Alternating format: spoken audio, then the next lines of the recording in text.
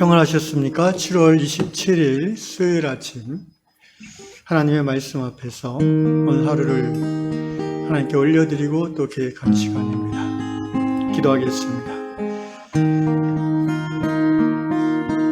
살아계신 하나님 아버지, 언제나 하나님이 우리와 함께 하심을 갈망하며 또 하나님이 우리와 동행해 주시기를 사모합니다.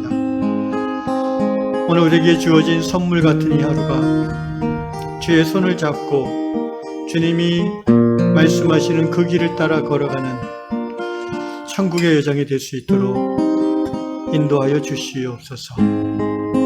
이 아침에 이 말씀 앞에 나온 하나님을 경배하는 성도들 한 분 한 분에게 주의 임재의 확신을 더하여 주시고 삶의 모든 불확실함과 우울함과 두려움 속에서도 주의 손을 붙잡음으로 평안과 담대함을 누리는 성도들 되게 하여 주시옵소서. 예수님의 이름으로 감사하며 기도하옵나이다. 아멘. 찬송가 425장 주님의 뜻을 이루소서. 주님의 뜻을 이루소서. 고요한 중에 기다리니 진흙과 같은 날 빚으사 주님의 영상 만드소서. 주님의 뜻을 이루소서. 주님만 앞에 엎드리니 나의 만소를 살피시고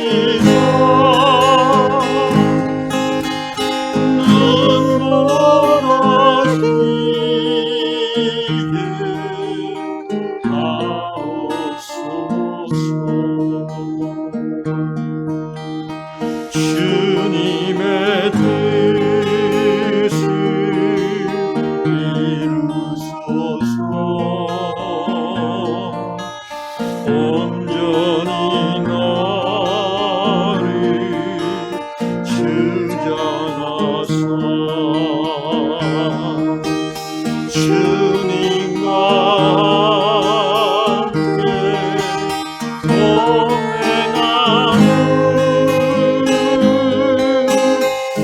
함께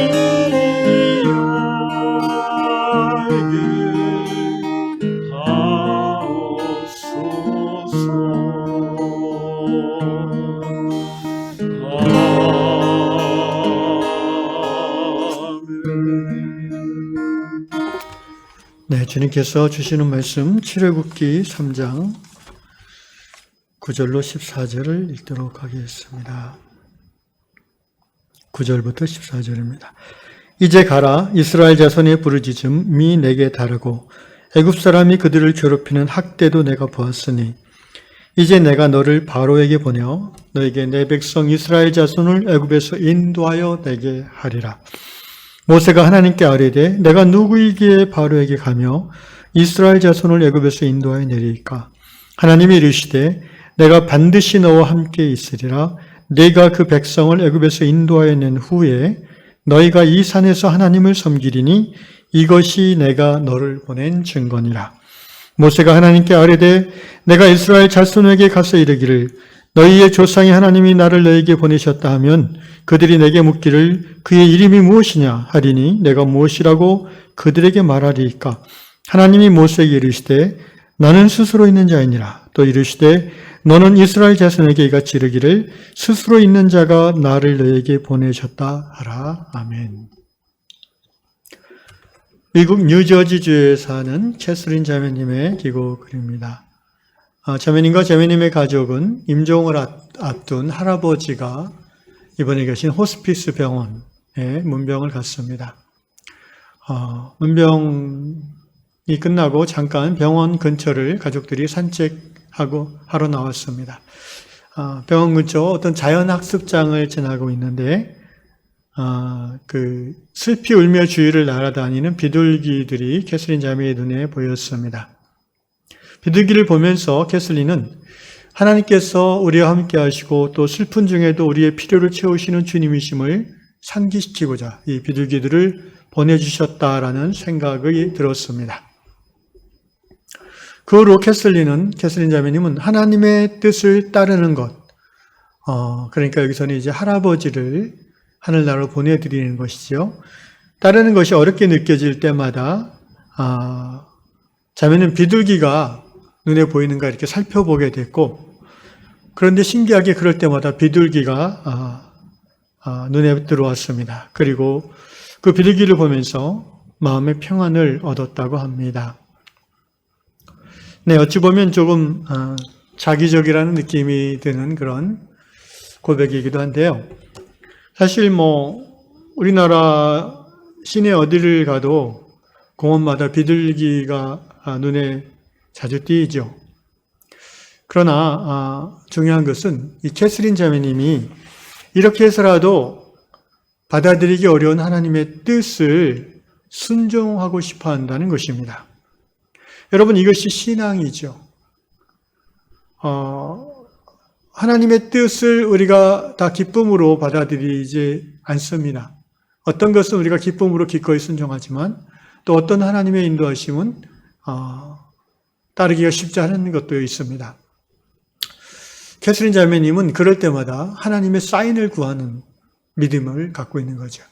그래서 비둘기를 보게 되면 하나님께서 내 마음에 평화를 주시고 이 하나님의 뜻을 받아들이라고 하시는구나 라는 사인으로 받고 순종하게 되는 것입니다.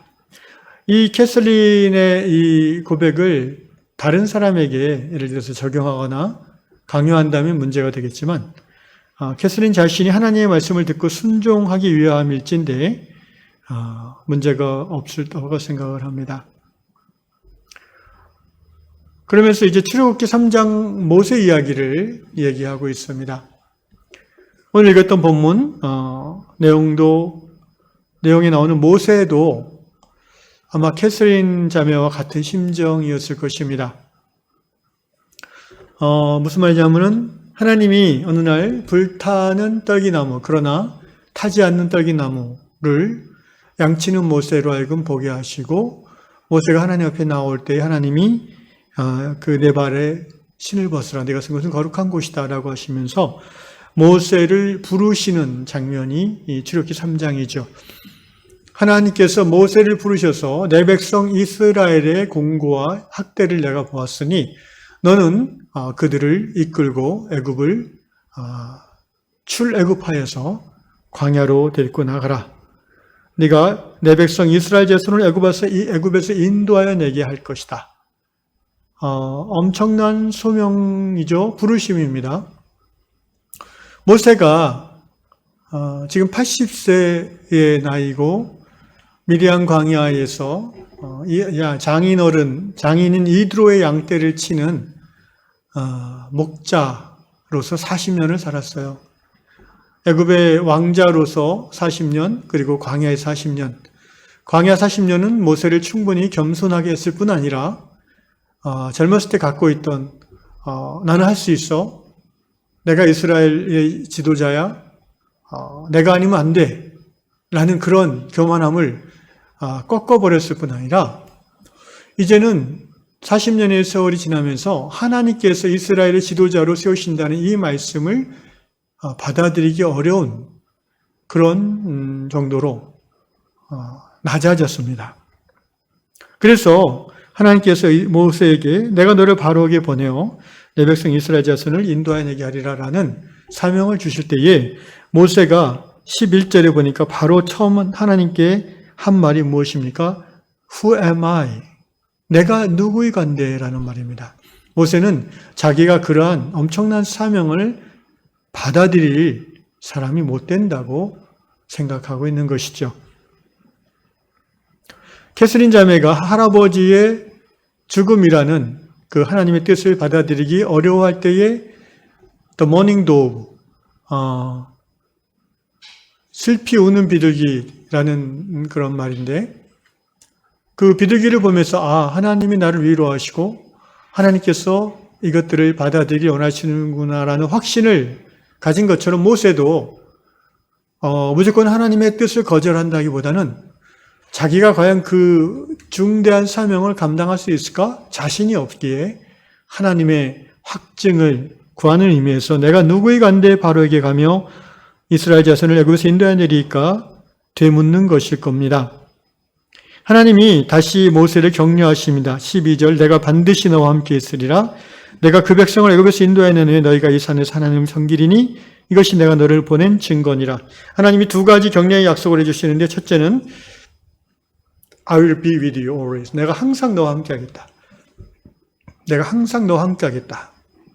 그리고 두 번째는 내가 그 백성을 애굽에서 인도하낸 후에 너희가 이 산, 아마도 신의 산으로 생각되어지는데 이 산에서 하나님을 예배하리니 이것이 내가 너를 보낸 증거가 될 거다. 하나는 항상 현재형으로 너와 함께 하겠다는 것이고 또 하나는 앞으로 미래에 이러한 사건이 일어날 것이다 라는 것으로 하나님이 모세를 세우신 증거를 삼고자 하십니다. 그러나 모세의 입장에서 이 두 가지 하나님의 약속만으로는 부족하지요. 그래서 모세는 또 하나님에게 질문합니다. 하나님 말씀대로 제가 이스라엘 노예로 고생하고 있는 이스라엘 백성들에게 가서 하나님이 나를 보내셨다 얘기했을 때에 그들이 물어볼 겁니다. 너를 보낸 그 하나님이 누구냐? 그 이름이 뭐냐?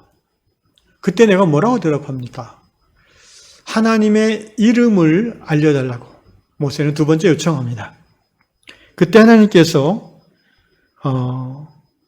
아마도 이 당시 이스라엘 사람들에게 하나님은 히브리인들의 하나님 또는 아브라함과 이삭과 야곱의 하나님으로만 알려져 있었는데 모세에게 처음으로 하나님께서 당신의 이름을 이야기하시는 바 나는 스스로 있는 자이니라 라고 말씀하십니다.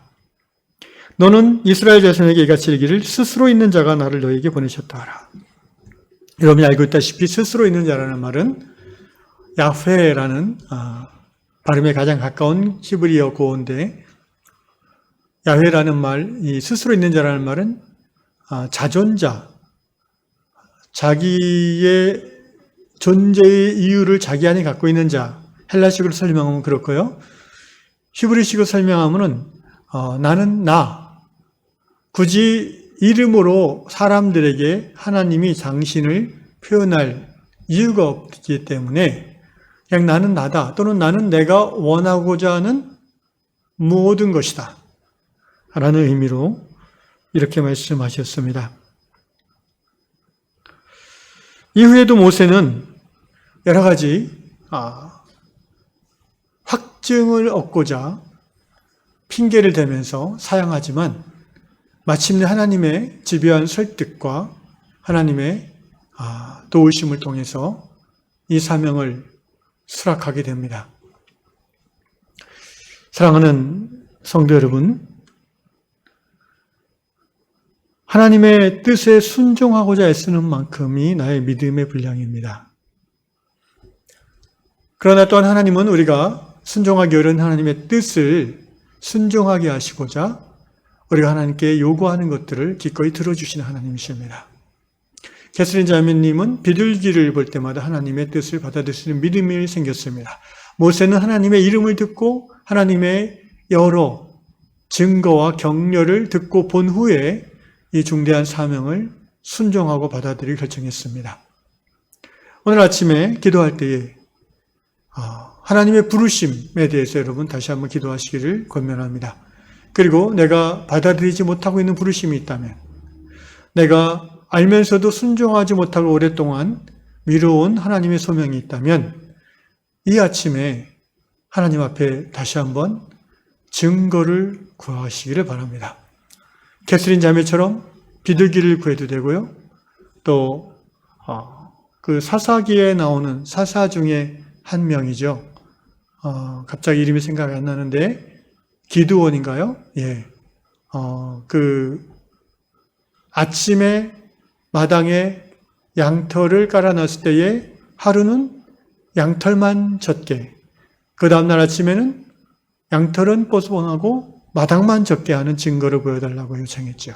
물론 하나님은 그 증거를 다 보여주셨고 기드온은 사사로서 이스라엘의 리더의 사명을 감당할 수 있었습니다.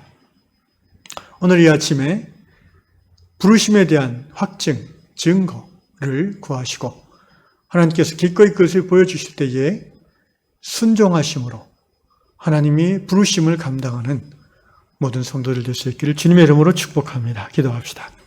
주님, 주의 말씀, 주의 부르심, 주의 소명에 순종하는 것이 믿음인 줄로 압니다. 그러나 우리의 믿음이 연약하여 주 앞에 다시 한번 증거를 구하오니 주여 말씀하여 주시옵소서, 보여주시옵소서. 구하는 자에게 확증을 주시고 하나님의 말씀 부르심에 한 걸음 더 깊이 나아갈 수 있는 믿음의 결단이 있게 하여 주시옵소서. 예수님의 이름으로 기도하옵나이다. 아멘.